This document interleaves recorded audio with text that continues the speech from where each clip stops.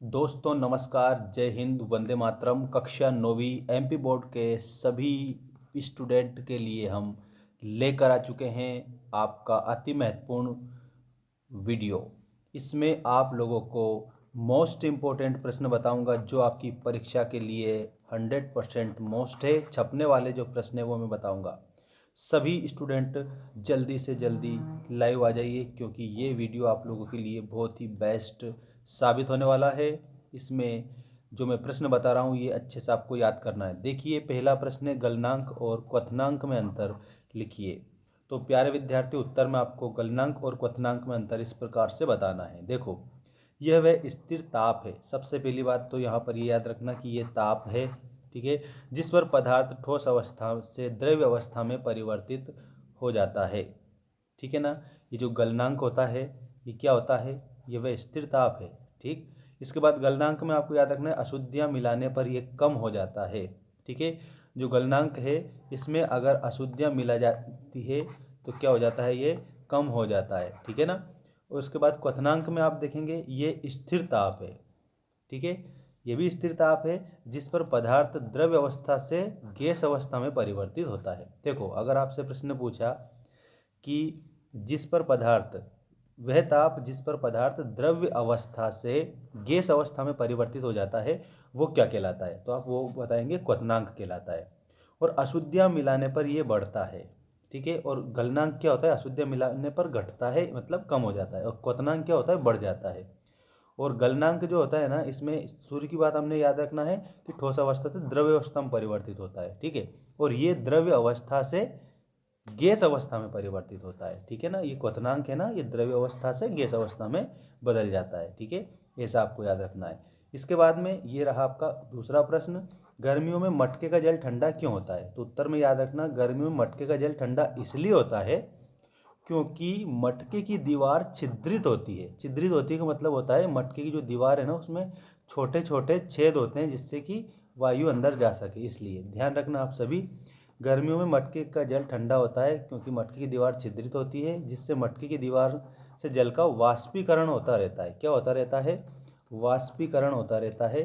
ठीक है। परिणाम स्वरूप जल का तापमान गिर जाता है। ठीक, ऐसा याद रखना है।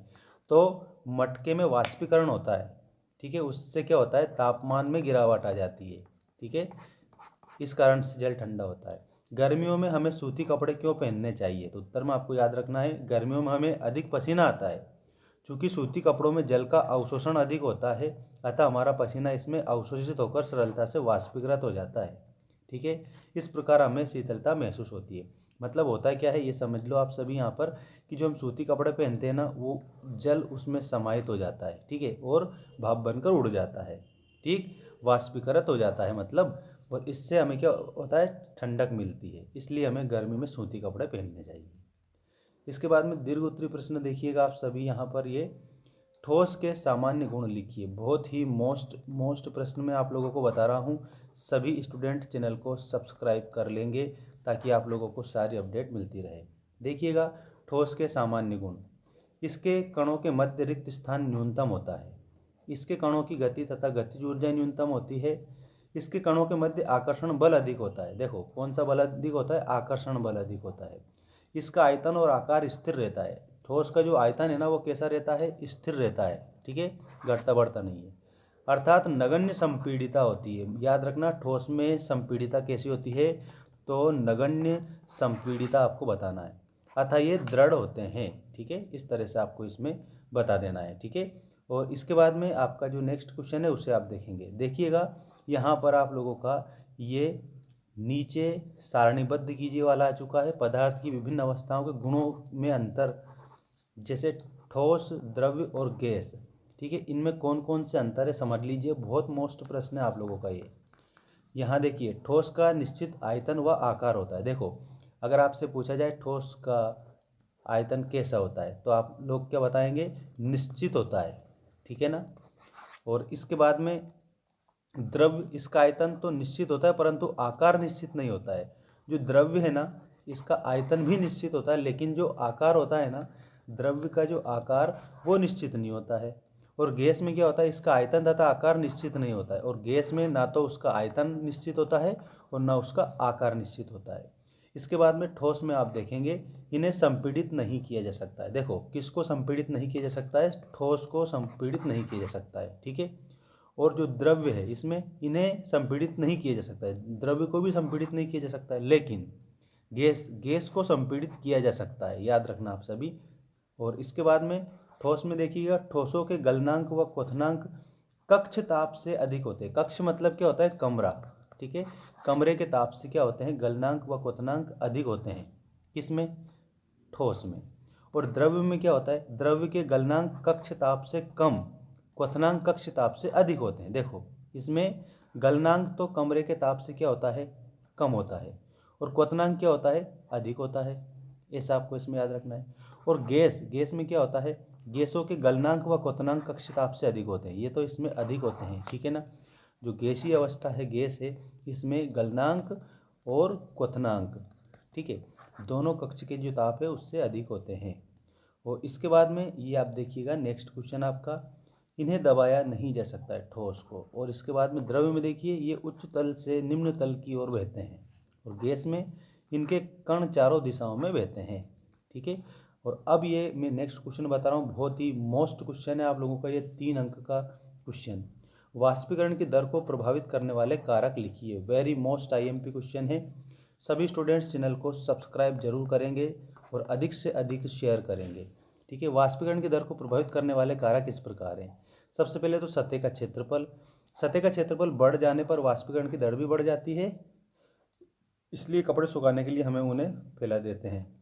इसके बाद वायु की गति। वायु की गति बढ़ने पर वाष्पीकरण की दर बढ़ जाती है।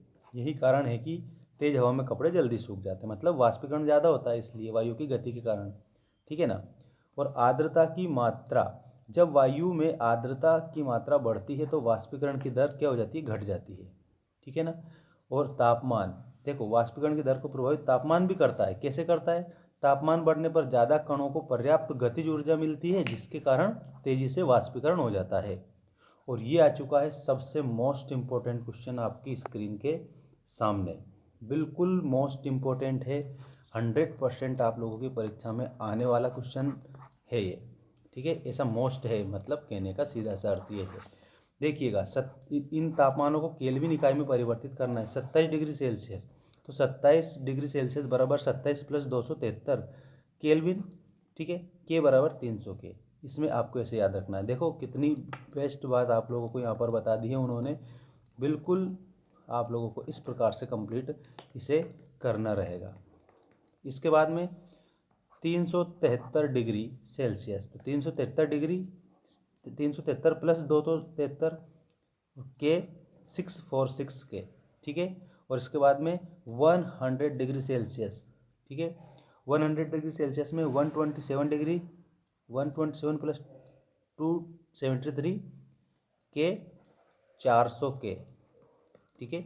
और इसके बाद 0 डिग्री को केल्विन में जब हम विभाजित करेंगे तो क्या आएगा, परिवर्तित करेंगे तो 0 डिग्री सेल्सियस का 0 + 273 और केल्विन 273 केल्विन, ठीक है। ऐसे आपको याद रखना है। इसका आप क्या करेंगे, ऐसा करो, इसका एक स्क्रीनशॉट ले लो, ठीक है ना। जल्दी से जल्दी आप इसका स्क्रीनशॉट ले सकते हो, जल्दी से जल्दी, ठीक है।